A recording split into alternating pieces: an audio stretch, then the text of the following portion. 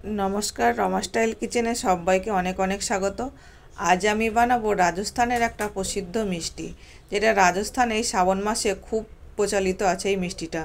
তো এই মিষ্টিটা বানানোর জন্য এখানে আমি নিয়েছি কিছুটা পরিমাণে ঘিটাকে আমি গলিয়ে নিয়েছি এটা, আর নিয়েছি একটু বরফ। তো এই মিষ্টিটা আমি যখন প্রথম জয়পুরে এসেছিলাম মিষ্টিটার নাম কিন্তু আমি জানতাম না। তো এই মিষ্টিটাকে আমি বলতাম মধুমাছির চাকের মিষ্টি, তাই বলতাম। এটা দেখতে কিন্তু ঠিক মধুমাছির চাকের যে ছাতাটা হয় যেরকম হয় ঠিক ওই রকমই এটা দেখতে হয়। তো দেখো ঘিটাকে আমি এখানে বরফ দিয়ে ভালো করে ঘষে পুরো বাটারের মতো একদম সফট করে নিতে হবে। খুব ভালো করে কিন্তু নিতে হবে, এটা বরফ দিয়ে ভালোভাবে এটা ঘষে ঘষে এটা পুরো সফট হয়ে যাবে।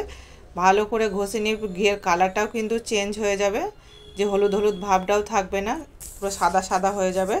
তারপরে এখানে একটু টাইম নিয়ে করতে হবে, কিন্তু এই মিষ্টিটা খেতেও বেশ ভালো লাগে। একটু সময় নিয়ে এই কাজটা করতে হবে। আর এখানে আমি ময়দা নিয়েছি 1 বাটি পরিমাণে। এই মিষ্টিটার প্রচলন সাধারণত শ্রাবণ মাসেই খুব বেশি পরিমাণে হয়। শ্রাবণ মাসে যে শিব পার্বতী পুজো হয়, এখানে তিজ বলে যে পুজোটা হয়, সেই তিজ পুজোতে এটা খাওয়ার খুব প্রচলন আছে। এখানে ময়দা আর আমি বরফ আর যে জলটা এক্সট্রা বার হয়েছিল জলটাকে সরিয়ে দিয়েছি, আর ময়দা আর ঘিটা দিয়ে এবার ভালো করে এটা মেখে নিচ্ছি। সম্পূর্ণ 1 বাটি পরিমাণে ময়দা নিয়েছিলাম, তো ময়দাটা দিয়ে ভালো করে আমি এভাবে মেখে নিচ্ছি। শুকনো শুকনো পুরো ডলে ডলে কিন্তু খুব ভালোভাবে মেখে নিতে হবে। এই প্রসেসটাই হচ্ছে সবথেকে কিন্তু মেন প্রসেস। তো এখানে আমি জল নিচ্ছি, জলটা কিন্তু ঠান্ডা জল হতে হবে, একদম ফ্রিজের ঠান্ডা জল দিয়ে ভালো করে এটা বেশ করে কিন্তু মেখে নিতে হবে। আর এর ভেতরে কিন্তু একদম দানা থাকলে হবে না। ভালো করে এটা একটু সামান্য পরিমাণে এখানে আমি লবণও দিয়ে দিলাম। ভালো করে এটা বেশ করে ডলে নিতে হবে, আর এটা এইভাবেই কিন্তু হাত দিয়ে করতে হবে। এই মিষ্টিটা যখনই তোমরা বানাবে চেষ্টা করবে একটু বড় জায়গা নেওয়ার, আর এটা হাত দিয়ে ভালোভাবে এইভাবে মেখে ফেটিয়ে নেবে। দেখো আমি কিভাবে করছি, ঠিক এইভাবে করবে, কিন্তু খুব ভালোভাবে মিষ্টিটা হবে, কোনো রকমের কিন্তু অসুবিধা হবে না। তো যে হালুয়াইরা যারা বানায় তারাও কিন্তু বেশ দেখেছি আমি কড়ার ভিতরে ঘি নিয়ে ময়দা দিয়ে এই রকমভাবে এই প্রসেসে কিন্তু তারা বানায়। বড় জায়গাতে বেশ ভালোভাবে হয়। আমি এখানে অল্প অল্প পরিমাণে জল নিচ্ছি আর একটু করে ফাটাচ্ছি, আর এটা গুলে নিচ্ছি। গুলে কিন্তু এটা একটা পাতলা ব্যাটার তৈরি করে নিতে হবে। একবারে বেশি পরিমাণে জল দিলে হবে না, জলটা অল্প অল্প পরিমাণে জল দিতে হবে, আর এইভাবে ব্যাটারটাকে তৈরি করে নিতে হবে, পাতলা করে তৈরি করে নিতে হবে। তো আমার রেসিপিগুলো তোমাদের যদি ভালো লাগে অবশ্যই লাইক শেয়ার সাবস্ক্রাইব অবশ্যই করবে, আর সবার সঙ্গে খুব বেশি বেশি করে ভিডিওগুলো শেয়ার করবে। আমার ফেসবুক পেজটাকেও ফলো করবে। দেখো এখানে কিন্তু ভালোভাবে আমি এটা গুলে নিয়েছি, আর যদি দানা থাকে সেই জন্য আমি একটু ছেঁকে নিচ্ছি। তো ভালো করে ছেঁকে নেব, যদি কোনো রকমের দেখো একটু হালকা হালকা দানা আছে, তো এটা ছেঁকে নিলাম। এটা বেশ ভালো হয়ে গেল, কোনো রকম দানা থাকবে না। আর এদিকে আমি যে বরফ আর জলটা আমি রেখেছিলাম সেই জলের ওপরে আমি ব্যাটারের বাটিটা বসিয়ে রাখলাম আর ঢাকা দিয়ে দিলাম। এবার আমি 1 বাটি পরিমাণে চিনি নিয়েছি, আর 1 বাটি পরিমাণে জল দিয়ে একটা চিনির শিরা তৈরি করে নেব। চিনির শিরাটা কিন্তু খুব পাতলা হবে না, একটু চিটচিটে ভাব হয়ে গেলেই কিন্তু রেডি হয়ে যাবে। আর আমি এখানে চিনির শিরার মধ্যে দিয়ে দেবো একটু এলাচের গুঁড়ো দিলে কিন্তু ফ্লেভারটাও বেশ ভালো আসে। দেখো চিটচিটে মতো হয়ে গেছে চিনির শিরাটা কিন্তু। আর এর ভিতর দিয়ে দিচ্ছি একটু লেবু দিয়ে এবার গ্যাসটাকে আমি অফ করে দেবো। আবার এটা অন্য জায়গায় চিনির শিরাটাকে আমি ঢেলে নেব। তো এদিকে দেখো আমি এই ব্যাটারের মধ্যেও একটু লেবুর রস দিয়ে দেব, লেবুর রস দিয়ে ভালো করে একটু গুলিয়ে নেব।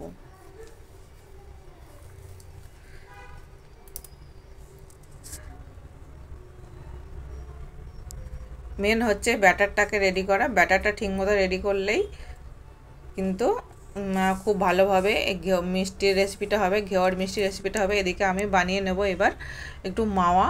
আমি যে কড়াতে আমি চিনির শিরা বানিয়েছিলাম ওই কড়ার মধ্যে আমি দিয়ে দিলাম দুধ, আর তার মধ্যে দিয়ে দিলাম এলাচের গুঁড়ো, আর এখানে দিয়েছি 2 চামচ পরিমাণে 2 থেকে 3 চামচ পরিমাণে চিনির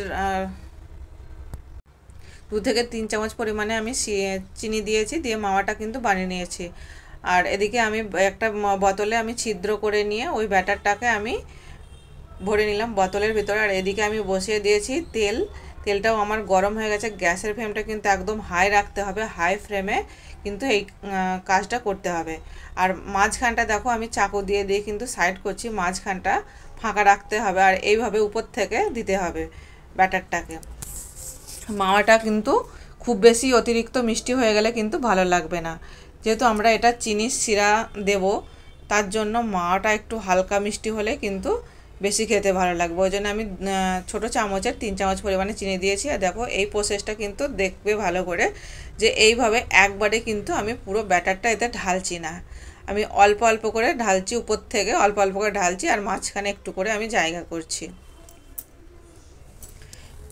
এইভাবে কিন্তু যে যেরকম ক্রিস্পি বানাতে চাও সেই হিসাবে ক্রিস্পি বানিয়ে নেবে, আর মোটা পাতলাটা নিজেদের হিসাবে করে নেবে। আর আমি চাকু দিয়ে সাইডগুলো কিন্তু একটু ছাড়িয়ে দিচ্ছি।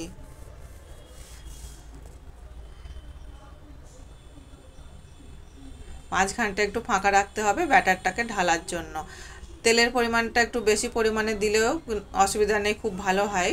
বেশি পরিমাণে তেল দিলে ভালোভাবে কিন্তু ভাজা হয়ে যায়। একটু একটু চাকু দিয়ে এগুলোকে একটু দাবিয়ে দিলে ওপরের হিস্সাটাও ভালোভাবে ভাজা হয়ে যাবে।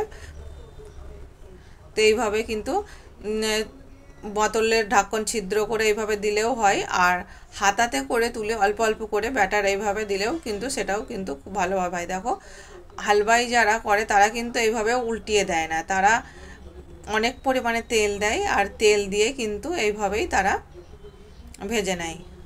তো এখানে এটা ভাজতে ভাজতে আমার সসপ্যানের হ্যান্ডেলটা ভেঙে গেছিলো, তো তেলটাও অনেকটা পড়ে গেছে, তেলটা কম হয়ে গেছে। তো এখানে দেখো আমি কিন্তু এই ঘেওয়ারটাকে ভালো করে ফ্রাই করে নিয়েছি। ফ্রাই করা হয়ে গেছে। এবার আমি যে চিনি শিরাটা বানিয়েছিলাম সেই চিনির শিরাটা এবার আমি এই দিকে চামচে করে অল্প অল্প করে দিয়ে দেবো। একদম কিন্তু জালিদার ঘেওয়ার কিন্তু আমাদের বেনে রেডি হয়ে গেছে।